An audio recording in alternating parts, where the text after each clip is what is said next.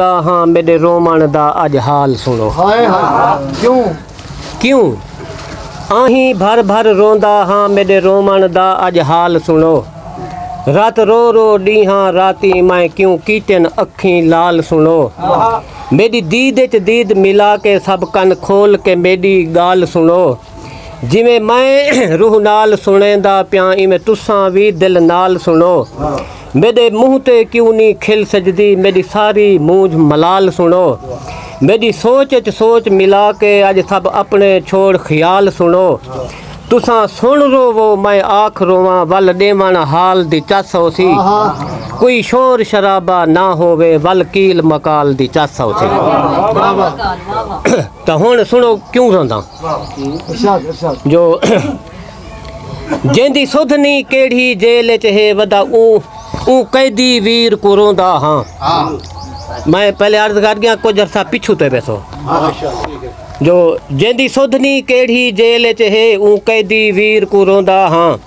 जेंदी बेडो असमत लुट गई है वदा ऊ हमशीर को रोंदा हाँ। हक आख कुहिंदा पे जेड़ा ऊ बेतकसीर को रोंदा हाँ। जिंदे सामने फड़क के बचड़ा मोए ऊ मां दिल गीर को रोंदा हाँ।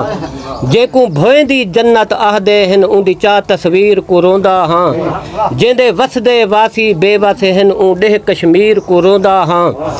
कई वारी धोखा खा बैठूं आई मत्ता मोईदी मत कैनी। साडे सीने साफे सास तो इन जा जिस्म च खोलदी रत कैनी। ते डिठा अखी नाल तमाशा है साडे सामने हर अफगान रुले। साडे अपने हथों खुद अपना साडा दीन रुले ईमान रुले। साडी आड़ पना दी ताड़ कराई जड़ा बनते आए मेहमान रुले। साडे देश दा वासी देश अपने बिच उपरा थी हैरान रुले। हैवाने वांगू बेमुल थी साडे देश दा हर इंसान रुले।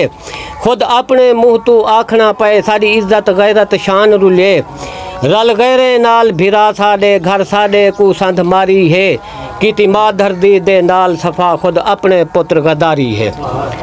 जो साडे सामने बाबरी मस्जिद ते थई अक्सा दी बर्बादी है।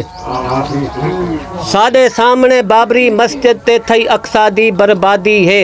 जेड़ी रत रो रो कई सालें तू खड़ी अज तोनी फरियादी है। कोई खालिद इब्ने कासिम बल बन आवे हा इमदादी है।